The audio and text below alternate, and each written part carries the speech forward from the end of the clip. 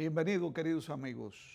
Aquí estamos de nuevo en su programa Sondeo Emocional. Sondeo Emocional, como ustedes saben, sale todos los miércoles a la 1:30 de la tarde y es retransmitido hoy mismo alrededor de las 11, 11:30 de la noche. Mañana estará, si Dios quiere, en las redes, en YouTube, donde ustedes pueden accesar a todo un banco de nuestros programas, aquel que le interese más, sobre diferentes temas relacionados siempre con la salud mental. Hemos hablado en el transcurso de todo este tiempo, hemos hablado sobre las patologías psiquiátricas más frecuentes. Hemos hablado sobre el trastorno de ansiedad, sobre los ataques de pánico, sobre el déficit de atención e hiperactividad, sobre el autismo. Tenemos un grupo de programas, una serie de programas relacionados con las diferentes drogas que más utilizan las personas, sobre todo los adolescentes. Hemos hablado específicamente y ahí en ese sentido nadie nos felicitó, pero a raíz de nuestra consistencia hablando sobre el peligro de la juca, sale un decreto que elimina el uso de la juca en nuestro país. Y nosotros nos creemos partícipes de que haya ocurrido tal hecho. La semana pasada hablamos sobre un estudio que había salido en Nueva Zelanda, se había efectuado en Nueva Zelanda, donde por primera vez, de una forma categórica y científica, aparecía que el uso de la marihuana sí mataba, que producía la muerte, que destruía áreas específicas del cerebro que tenían que ver con la coordinación, con la memoria, con el equilibrio, con la alimentación. Y hablando sobre ese tema, nosotros cometimos un error, porque queriendo hablar específicamente del hipocampo, que es donde en realidad ocurren una serie de cambios en los neurotransmisores. Aquí tenemos, por ejemplo, una lámina donde nos señala específicamente dónde se encuentra el hipocampo. En esa oportunidad mencionábamos que era el hipotálamo. O sea que queremos de alguna manera corregir ese error. Todo lo que mencionamos en el programa pasado, que decíamos hipotálamo, nos referíamos al hipocampo. Le pedimos disculpas a nuestros seguidores, pero cualquiera puede cometer un error. Las dos palabras suenan más o menos igual, aunque tienen funciones totalmente diferentes, ¿verdad? El hipocampo, que era el área donde queríamos nosotros hablar, se relaciona específicamente con la memoria, con el aprendizaje. Y el estudio que se realizó en Nueva Zelanda señala que efectivamente la marihuana destruye las células hipocampales. No tiene que ver nada con el hipotálamo. Es el hipocampo el que sufre esta arremetida de la marihuana. Pues bien, ya aclarado este concepto, también tenemos que pedir disculpas porque hoy se suponía que estuviera con nosotros la licenciada Nicole Galván, pero producto del exceso de trabajo que tiene, una muchachita que trabaja muchísimo, que sale de un lugar y va a otro, y sale de un lugar y va a otro, porque como yo lo digo, en todos los lugares, para mí, la mejor evaluadora que tiene este país, específicamente en el área del autismo, se llama la licenciada Nicole Galván. Si su hijo o su hija ha sido evaluada para autismo y usted tiene sus dudas, llame a Nicole Galván, consulte con ella, entréguele todos los estudios que le han realizado a su hijo para que ella los corrobore. Es una lástima que este país no tenga más personas tan capacitadas como Nicole, y vuelvo a repetir, es una estrella en el área de las evaluaciones y de la evaluación para los niños que se sospechen de autismo o que caigan dentro de lo que es el espectro autista. Nicole no pudo estar aquí hoy, entonces nos corresponde a nosotros hablar sobre la última parte del programa de la semana pasada, donde habíamos dicho que las terapias, que los procedimientos terapéuticos para aquellas personas que utilicen drogas en general, pero hablábamos, recuerdes, de la marihuana, hay una serie de procedimientos y de terapias psicológicas que pueden producir en muchas personas un cambio enorme. Cuando las personas nos preguntan, doctor, ¿dónde usted enviaría a un familiar o un amigo para un programa de rehabilitación por las drogas en general, incluyendo el alcohol? Yo siempre digo, bueno, yo tengo mis preferencias y mis preferencias vienen basadas en la efectividad que un programa determinado ostenta. Y hay un programa en los Estados Unidos que se relaciona con una efectividad de un 87% de triunfo en las personas que acuden a ese lugar. Es el lugar que menos residencias tiene.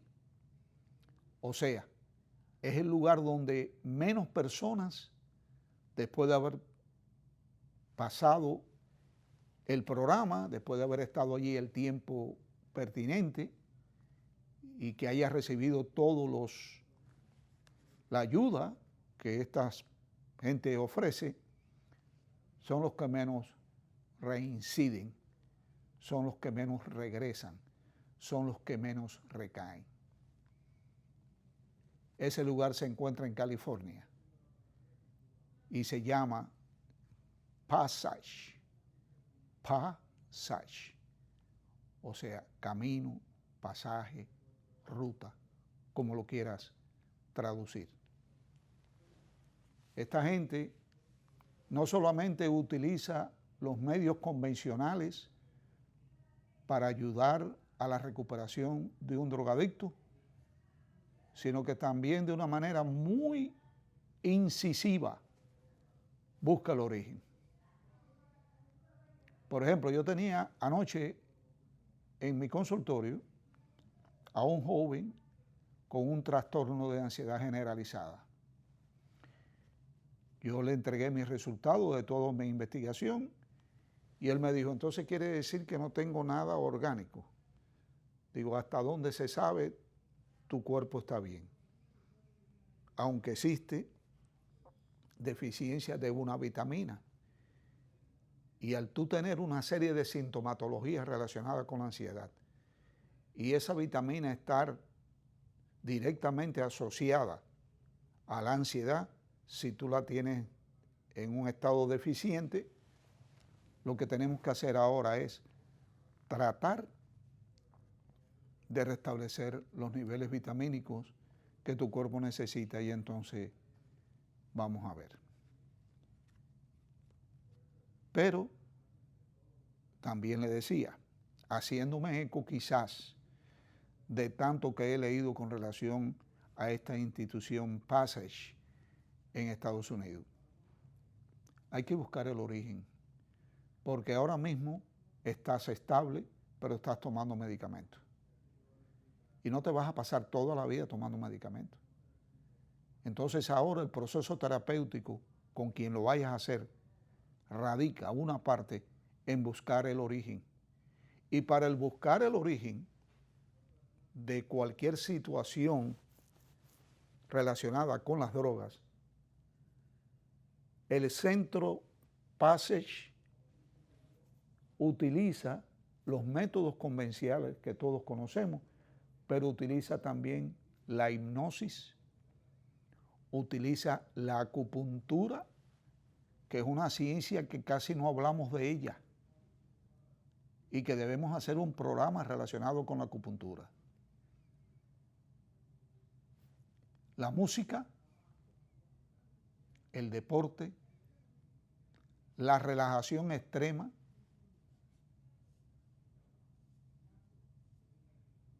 y muchas otras formas de buscar que la persona en un medio relajado y tranquilo pueda recordar o revivir parte de su vida y buscar en qué etapa de su vida pudo haber ocurrido un trauma, un incidente que lo dejó marcado para padecer de ansiedad generalizada o de ataques de pánico. Este lugar específicamente no es barato. Es un lugar caro, muy caro. Y solamente tienen acceso a él aquellas personas que tengan el dinero para pagarlo. Volvemos a decir lo mismo. Es una lástima que en nuestro país, con tantas personas necesitadas, no tengamos algo parecido. Entonces, aquí, ¿qué es lo que utilizamos para un adicto a la marihuana? Y decimos adicto porque en el estudio de Nueva Zelanda, como dijimos la semana pasada, se probó que sí existe adicción. Porque hasta ahora los muchachos nos han dicho, pero es que la marihuana es menos dañina que el tabaquismo, que el fumar cigarrillo. Y todo eso era la propaganda dirigida de quienes realmente tienen interés de seguir vendiendo marihuana en este país o en el mundo. Hacerle creer que era algo nocivo,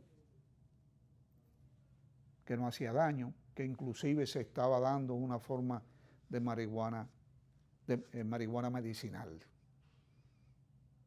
Si a alguno de las personas que está viéndonos hoy le interesa conocer todo lo que nosotros hablamos la semana pasada con relación a este estudio y con relación a los comentarios que realizamos la semana pasada, pueden accesar a nuestro programa que creo que titulamos La marihuana sí mata, en nuestro banco de programa en YouTube bajo el nombre de Sondeo Emocional.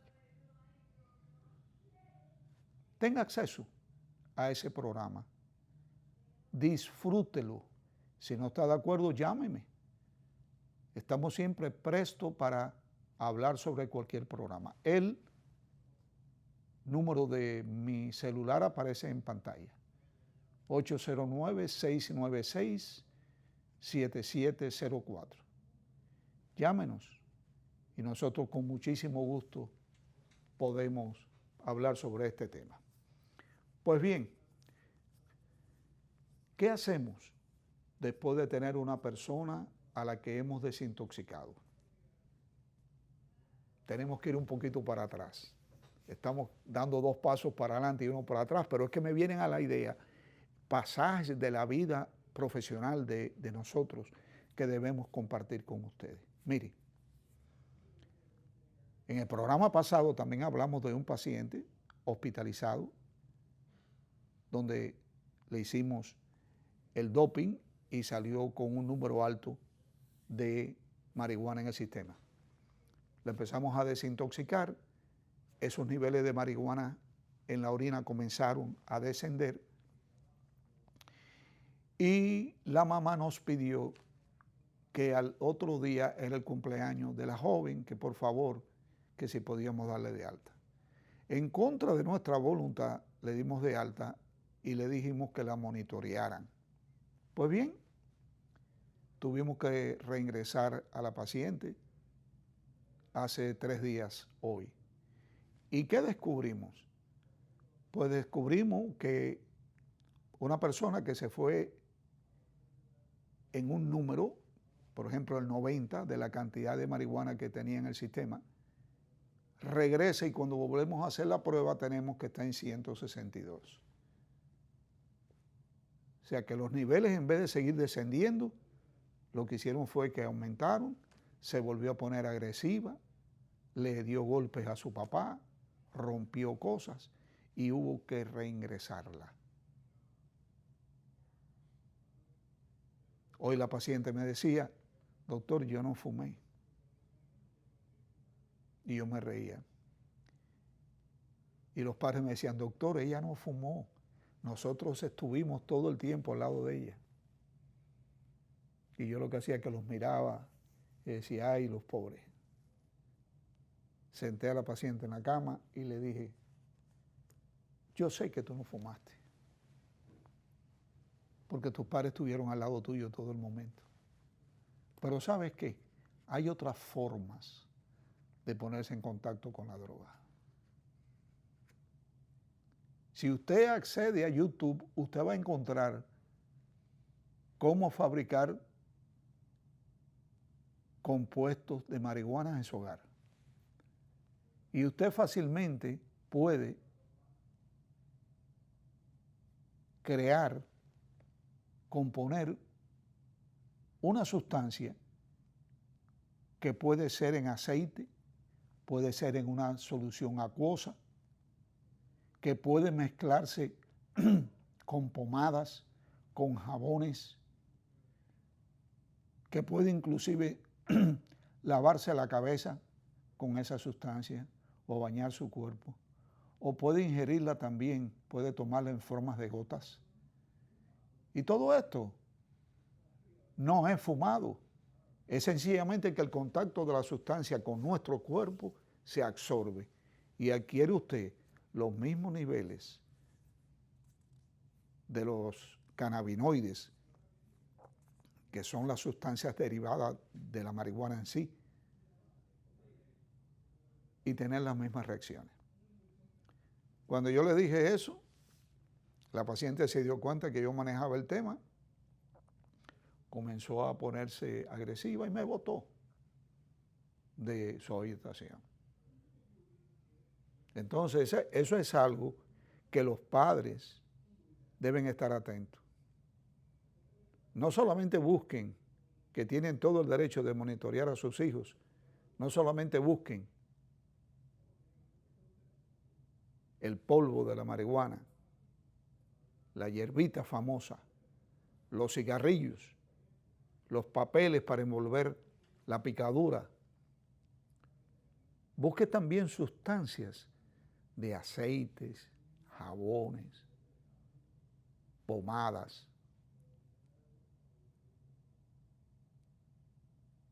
Y es posible que su hijo o su hija que no esté fumando tenga un nivel alto de cannabinoides en el sistema y esté intoxicado. Entonces, ¿qué hacemos? Pues lo que vamos a hacer es sencillamente entrar en un proceso terapéutico después que el paciente está desintoxicado.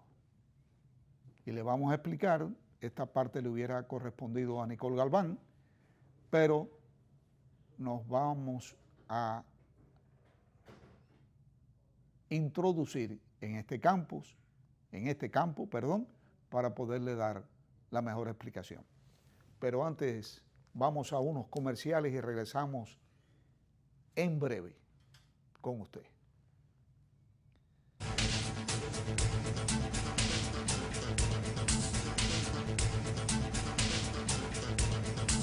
Bien, amigos, estamos de regreso en la segunda parte de nuestro programa, el sondeo emocional. Estábamos hablando como una continuación del programa pasado sobre el estudio de Nueva Zelanda que verificó de una manera científica que la marihuana sí mata, que la marihuana sí puede producir la muerte, que la marihuana sí es una adicción.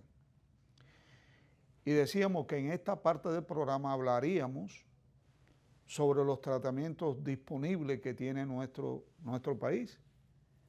Y vamos a poner como primer ejemplo el hecho de que una persona ya esté desintoxicada. ¿Qué hacemos con esa persona? Bueno, de acuerdo al tipo de consumo, de acuerdo a la exposición, de acuerdo a la cantidad de esa sustancia, se tiene que decidir en ese momento si el paciente debe ingresar a un programa de rehabilitación en cualquiera de los centros que existen en nuestro país, o que es una persona que se puede intentar la terapia individual o la terapia grupal en nuestro consultorio. En el caso de nosotros, recuérdense que hemos hablado siempre de la terapia de grupo, donde nosotros hacemos terapia de grupo. Tenemos terapia de grupo para personas deprimidas, terapia de grupo para el alcoholismo y otras drogas, terapia de grupo para los jóvenes con déficit de atención e hiperactividad, terapia de grupo para los jóvenes y para los adultos que tengan poco control de su impulso, terapia de grupo para aquellos que no puedan controlar la ira, etcétera, etcétera, etcétera. Pues bien, si decidimos que en ese momento vamos a trabajar con un paciente en un proceso terapéutico en nuestro consultorio, con nuestros psicólogos y todos nuestros acompañantes, comenzamos por la terapia cognitiva conductual. Este tipo de proceso terapéutico es relativamente nuevo, viene de hace muchos años, pero cada vez ha aumentado más la inclinación de los terapeutas a utilizarlo como un factor saludable y muy positivo en un gran número de pacientes. Naturalmente, no todos reaccionan positivamente, no todos reaccionan negativamente. Entonces, el approach, el acercamiento, el abordaje hacia la terapia cognitiva y conductual es para nosotros muy importante. ¿Y por qué la terapia cognitivo-conductual ha adquirido esa importancia tan buena? Bueno, es un tipo de terapia donde se manejan cosas específicas, donde se va al grano, donde se pone el dedo en la llaga, donde tratamos con el paciente o con los pacientes las cosas más importantes, las conductas más importantes que los agobian y cómo, si aparece esa conducta, qué vamos a hacer con ella.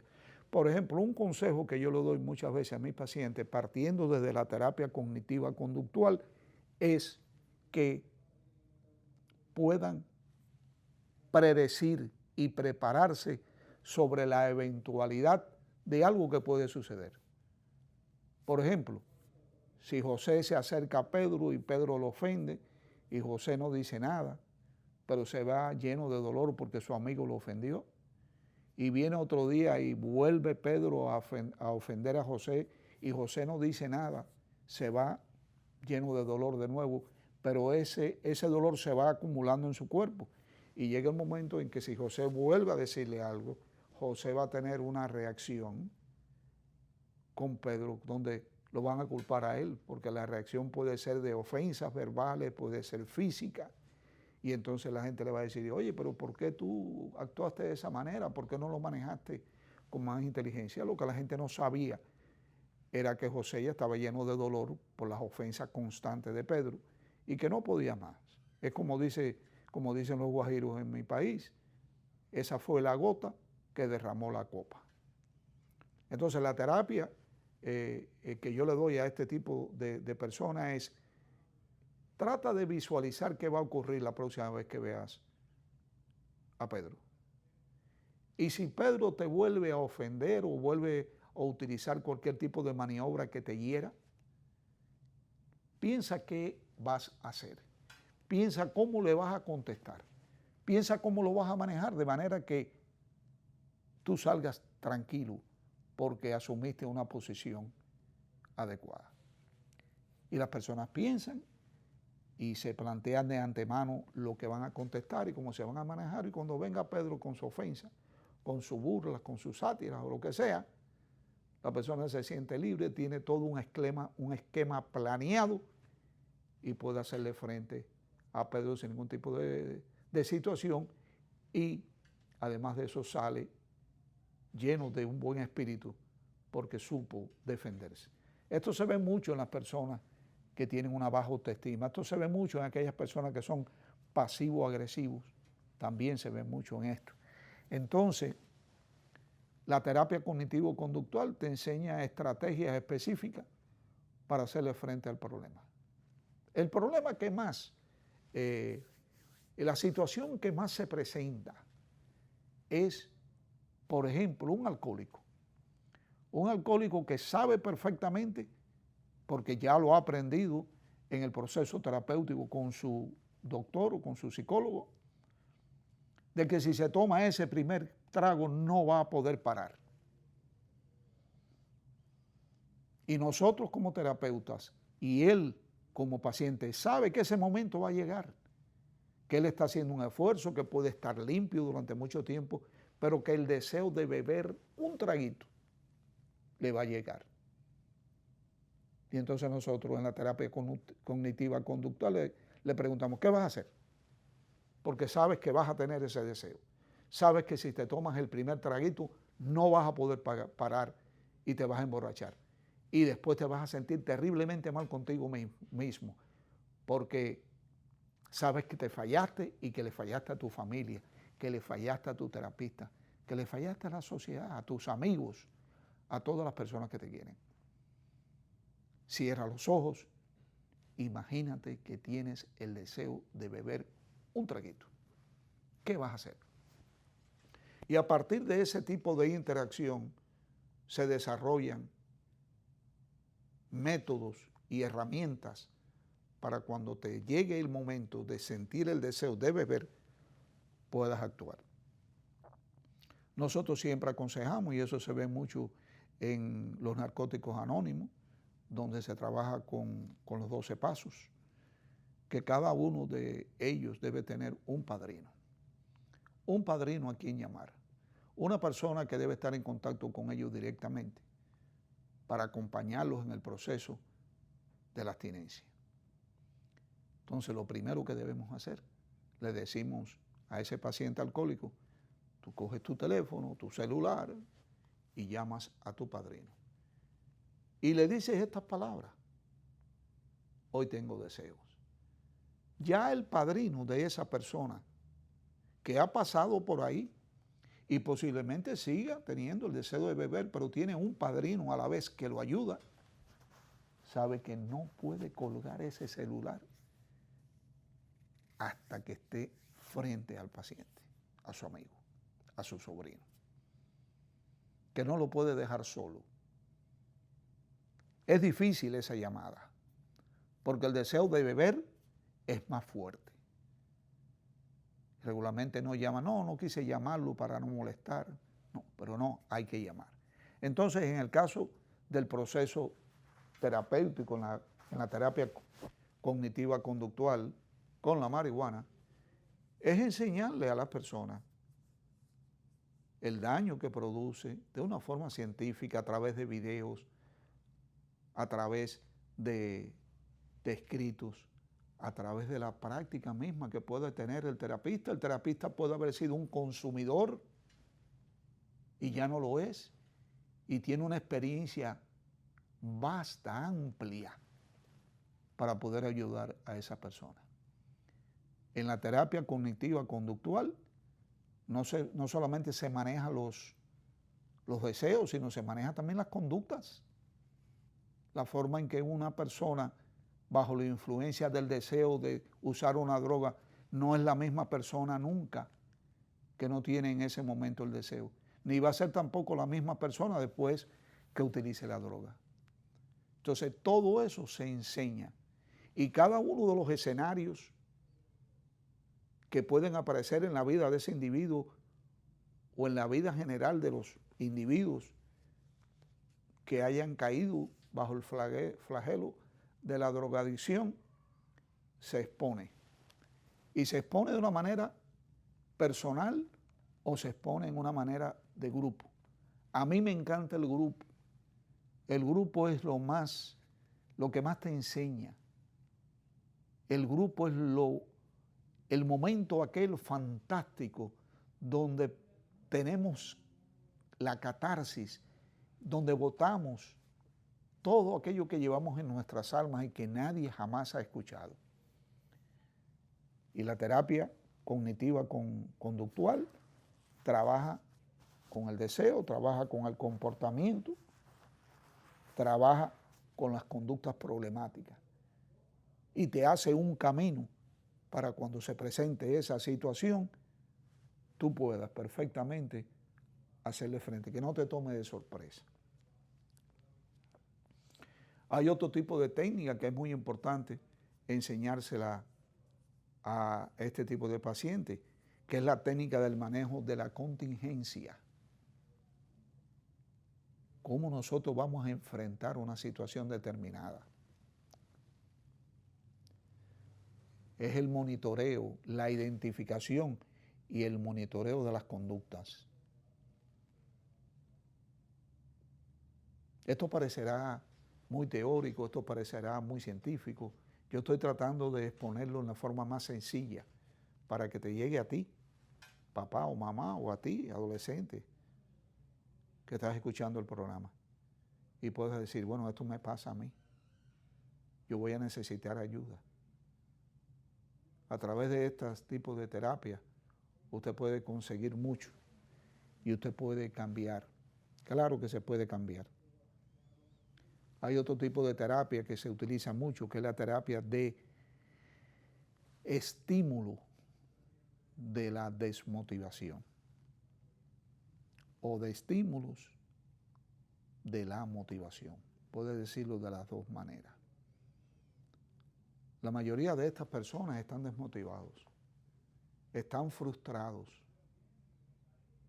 Han tratado tantas veces de alcanzar sus objetivos y han caído en el camino tantas veces que llega el momento, como dice el vulgo, que tira la toalla y no le importa nada. Esto trae una gran cantidad de sentimientos, de frustraciones, y la persona termina por no querer hacer nada, por no asistir a ninguna parte, por no luchar para salir. Este tipo de terapia, la terapia del estímulo y de la motivación, te lleva a levantarte, te lleva a hacerle frente a esos sentimientos, a ese espíritu de derrota que llevas en tu cuerpo. Todo esto llevado por un buen terapeuta promete enormemente. Y decimos esto porque hay un concepto erróneo en cuanto a lo que es el proceso de la desintoxicación.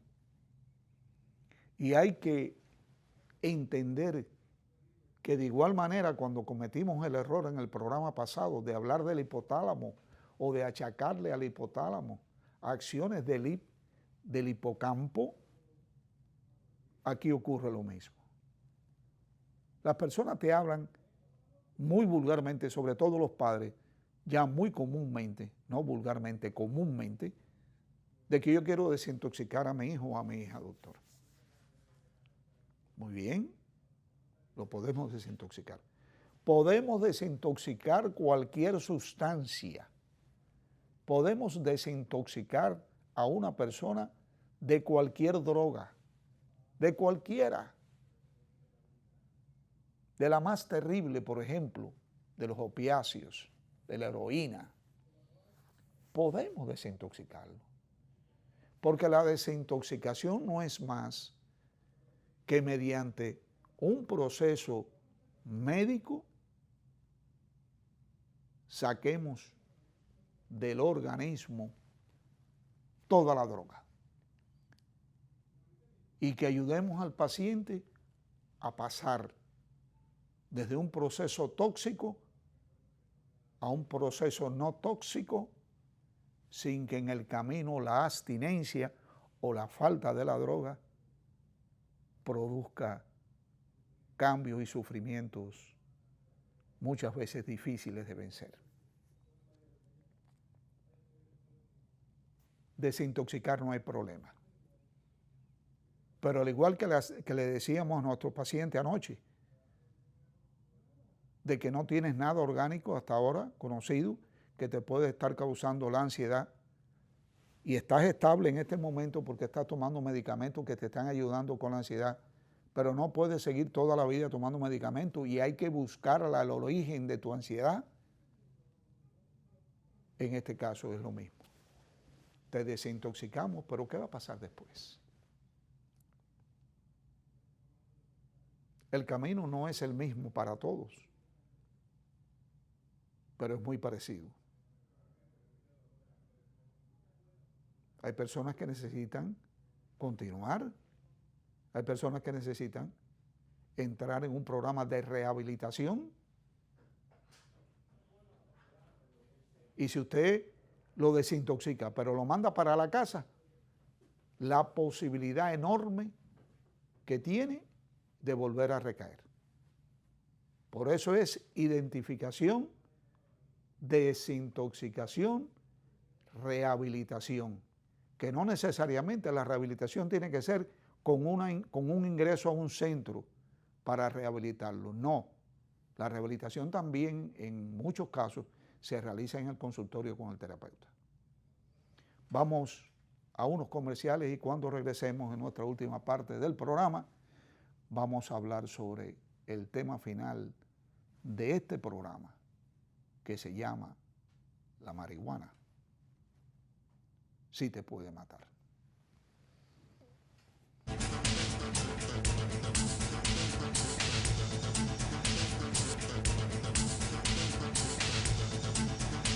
Bien, queridos amigos, estamos ya en la última parte del programa, nos quedan pocos minutos.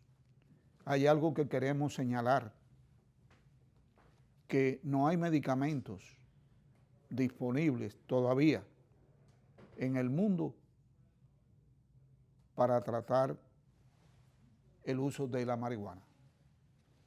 O sea que tenemos medicamentos que ayudan en el proceso de desintoxicación. Pero después de la desintoxicación no existe ningún tipo de medicamento, no se dejen engañar.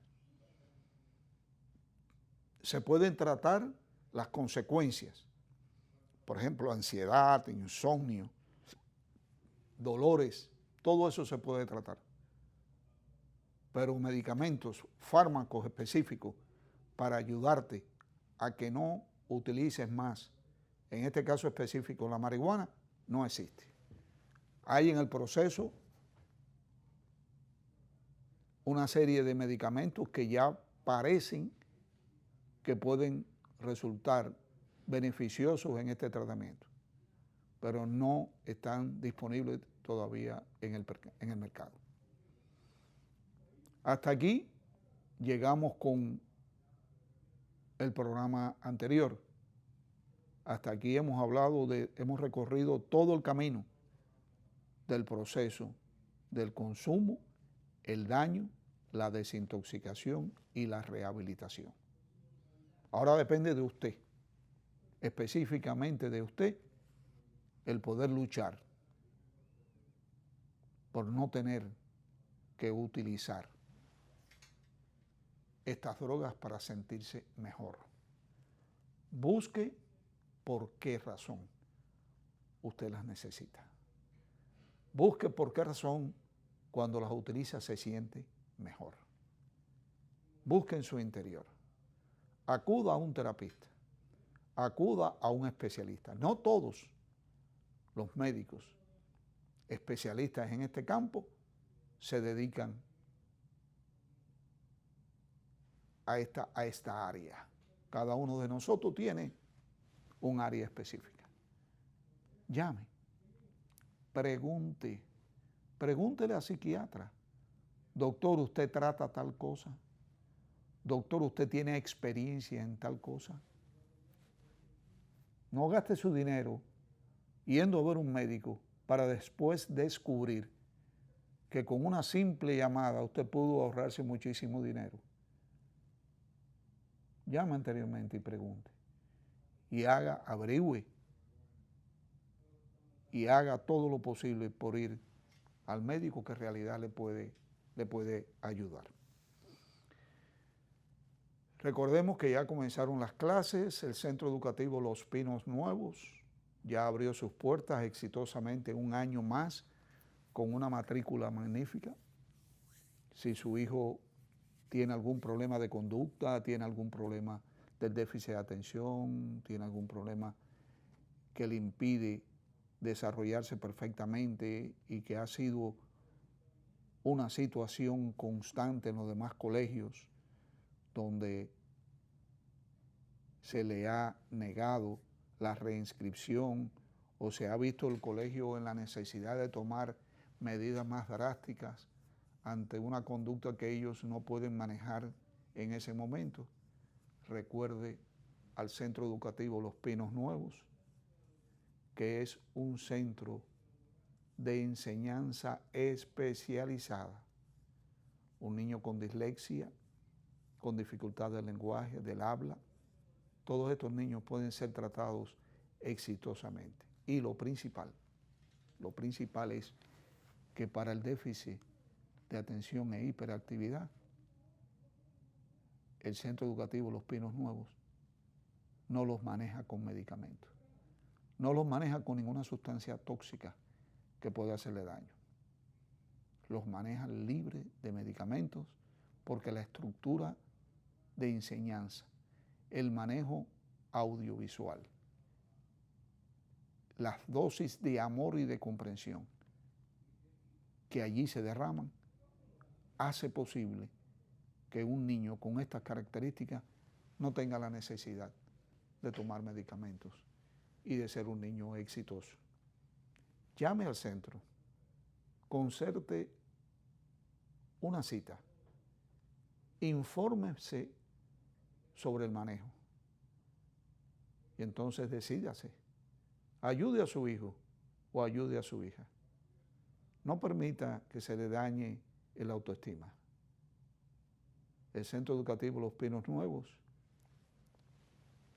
vino para quedarse y trabajan con todos estos padres y con todos estos niños en un ambiente de amor y de mutuo entendimiento.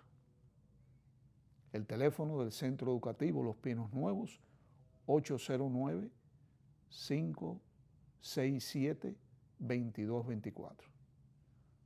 809-567-2224. Llame.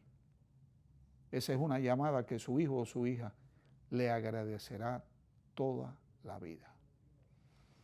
Hemos estado recibiendo llamadas de personas sobre la Liga Deportiva Terapéutica, que si aún existe, que si va a funcionar este año. Y así es, la Liga Deportiva Terapéutica también vino para quedarse.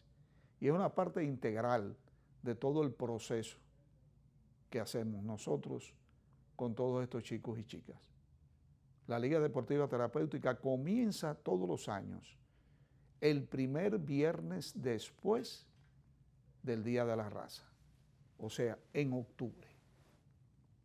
Después que pase octubre, o sea, que pase el Día de la Raza en octubre, el próximo viernes ya comienza la Liga Deportiva Terapéutica. Usted puede llevar a su hijo, a su hija, con toda tranquilidad, y nosotros hacemos una evaluación totalmente gratuita a todos aquellos chicos y chicas que van a la Liga Deportiva Terapéutica. Recuerde, comenzamos en octubre, el primer viernes después del Día de la Raza. Y llegamos al final de nuestro programa agradeciendo muchísimo su sintonía. Recuérdense que vamos a estar esta noche, van a retransmitir el programa a las 11:30 de la noche y posteriormente estará en las redes, en YouTube, bajo Sondeo Emocional. Y como dice siempre nuestro querido amigo y director del programa, Luis Encarnación, nos vamos, pero nos vemos. Hasta entonces.